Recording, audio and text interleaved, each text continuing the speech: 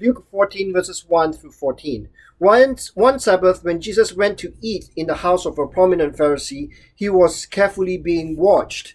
There in front of him was a man suffering from abnormal swelling of the body.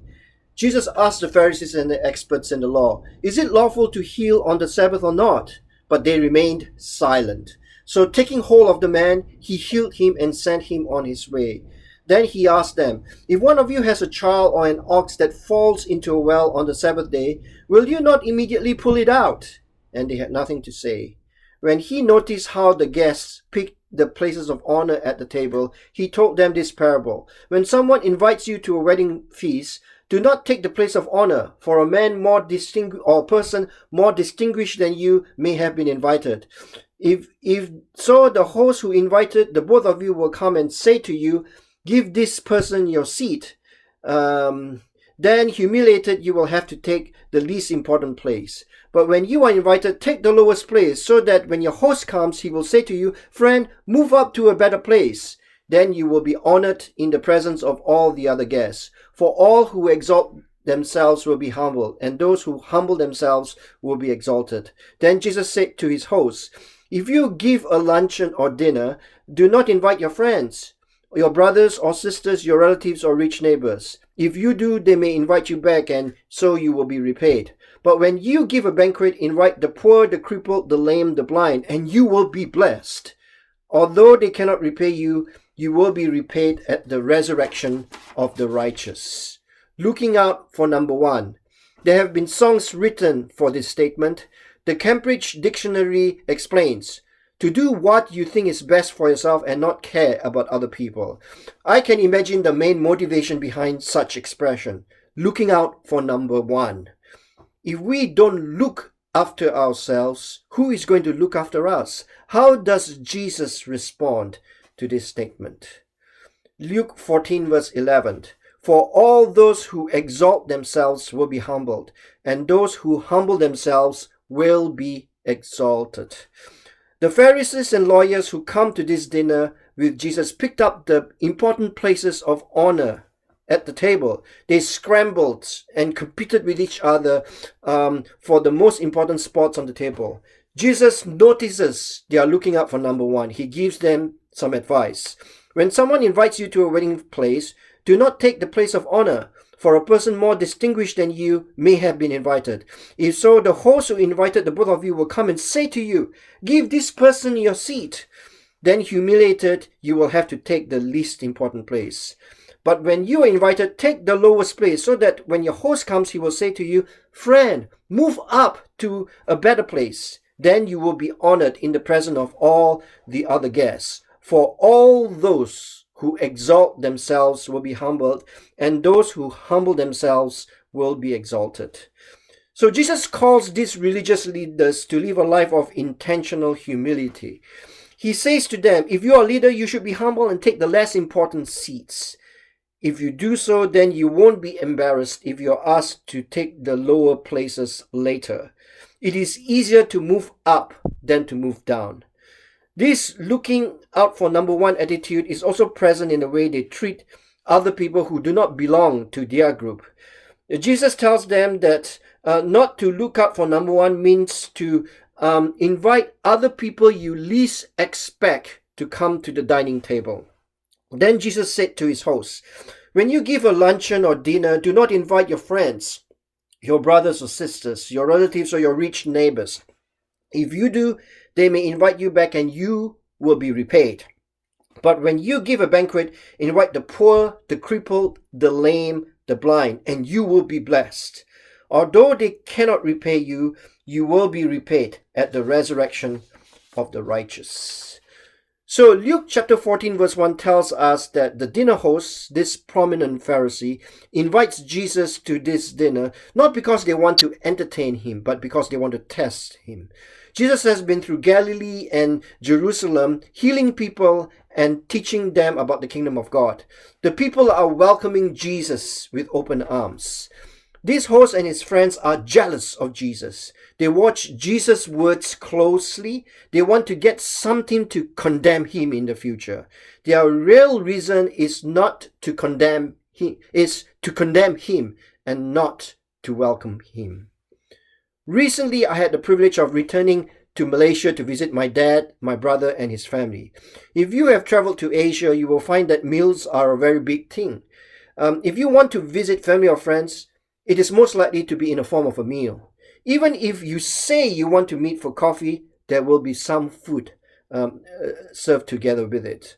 Here in Canada, when we meet someone on the street, we say, "How are you?"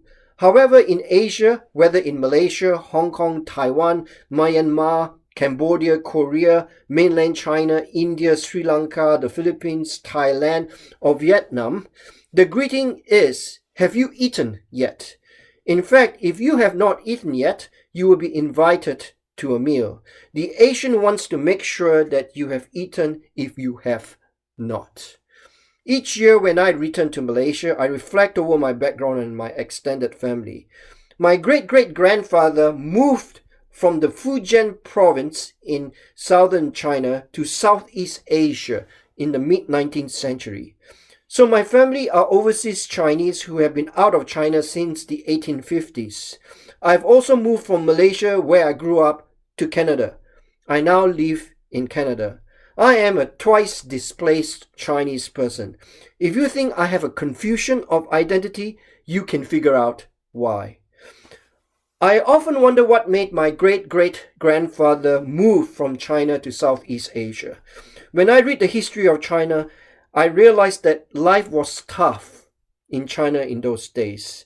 There was famine and there was violence. And perhaps my great-great-grandfather had to move to Southeast Asia because there was no future for him in China. He moved out of desperation. If he did not move out of China, I wonder what my plight in life might have been. Would I even be born?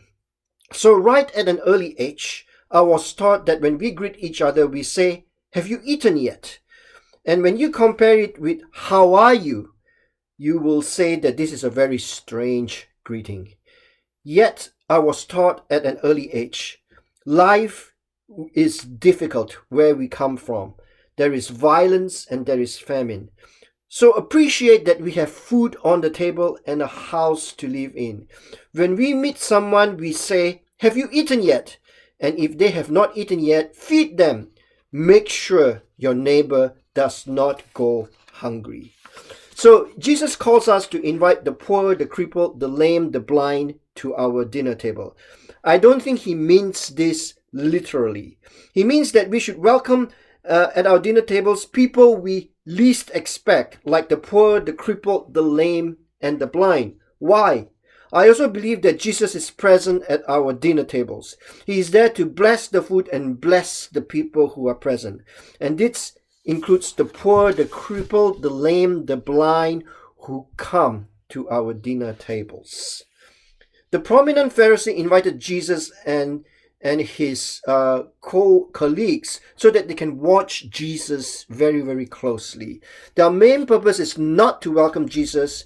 Their main purpose is to condemn Jesus. Suddenly, a man who suffers from dropsy appears in front of them at the dinner table. He has an abnormal swelling of the body. He is regarded as unclean by the dinner guests. How does this man get to the table? He certainly would not have been invited to the dinner, and Luke does not tell us how he got to the table. However, we know that houses in first century Israel are open and easily accessible. We read of a woman entering a Pharisee's house when Jesus is having dinner with them in Luke chapter 7. She washes Jesus' feet with her tears and perfume. And that woman is crying because as she cleans Jesus' feet, she knows that somehow Jesus can give her the forgiveness of sins that she needs in her life. So my guess is that this man with an abnormal swelling is desperate. He enters the house without invitation. He wants to see Jesus. Jesus is in a fix. It is the Sabbath. People are not supposed to do things on the Sabbath. Should he heal this man? Earlier, a leader of the synagogue criticized Jesus because he healed a crippled band woman on the Sabbath in Luke chapter 13. So Jesus asked the Pharisees and experts in the law, "Is it lawful to heal on the Sabbath or not?" But they remained silent. So taking hold of the man, he healed him and sent him on his way. Jesus takes hold of the man. We are not told how Jesus takes hold of the man. Whatever it is, Jesus touches the man.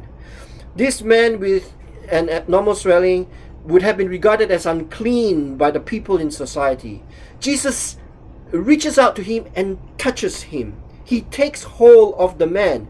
Jesus touches an unclean man. The very act of Jesus touching this man with his hands is the start of the man's healing journey. No one has physically touched this man for a little while. So Jesus heals the man and sends him on his way. Again, we are not told how Jesus heals the man and makes the swelling subside. Does Jesus pray as he touches the man? Does Jesus say words of healing to him? Does he fall at Jesus' feet and Jesus lays his hands on his head? We are not told. For all those who exalt themselves will be humbled, and those who humble themselves will be exalted. This man is desperate. He humiliates himself by crashing into this dinner. The Pharisees and the experts in the law are staring at him. They are frowning at him. Jesus silences them with his statements on the Sabbath. They will pick up their children or their ox that falls into the well on a Sabbath day. And now they are quick to condemn Jesus if he heals the man. They are silent as Jesus takes hold of the man and heals him. For all those who exalt themselves will be humbled, and those who humble themselves will be exalted. God humbles those who exalt themselves. God exalts those who humble themselves. Have you eaten yet? Jesus calls us to invite others to eat with us. Why? Jesus calls a tax collector named Levi in Luke chapter 5. Levi is also called Matthew, who wrote the first gospel. Matthew hosts a great banquet for his friends. His friends are what the Pharisees and teachers of the law call tax collectors and sinners. They say to Jesus, "Why do you eat and drink with tax collectors and sinners?" Luke 5:31 to 32. Jesus answered them, "It is not the healthy who need a doctor, but those who are ill. I have not come to call the righteous, but sinners to repentance." This year, on May 7th, 2019, a well-known Canadian by the name of Jean Vanier passed away. Jean's father was George Vanier, who was the Governor General of Canada in the early 60s. And in the 1960s, Jean founded large communities all over the world for persons with development disabilities. Jean tells a lot of stories about how his team and the large communities help people with development disabilities. So John tells a story about a 76-year-old woman named Francois, also known as Mammy. Francois had serious mental and physical disabilities. She was blind, bedridden, and incontinent. She could not feed or dress herself. She was unable to communicate through words. Yet the entire staff of this large community followed the words of the Bible and showed Christ-like love for Mammy. But showing unconditional love wasn't always easy. One of the staff assistants, a young man named Louis, was assigned to take care of Mammy. Louis was disappointed because he did not feel drawn to her. Faithfully as he was asked, he fed Mammy, but he found it tiresome. Then one day she placed her hand on his hand and smiled. It was, he said, a special meeting, a moment of transformation, a moment of grace. From that moment on, he loved being with Mammy, and he found what he had found tiresome and difficult became a blessing. Love made all the difference. Then one day, a woman came to visit the director of that same community. As the visitor watched Mammy struggle through life, weak, blind, voiceless, powerless to feed and dress herself, she offhandedly asked the director, "What's the point of keeping Francois alive?" The director looked at the visitor and said, "Well, ma'am, because I love her." So I will end with this famous quotation from Jean Vanier. We are not called by God to do extraordinary things, but to do ordinary things with extraordinary hope. And this comes from Jean Vanier. Thank you.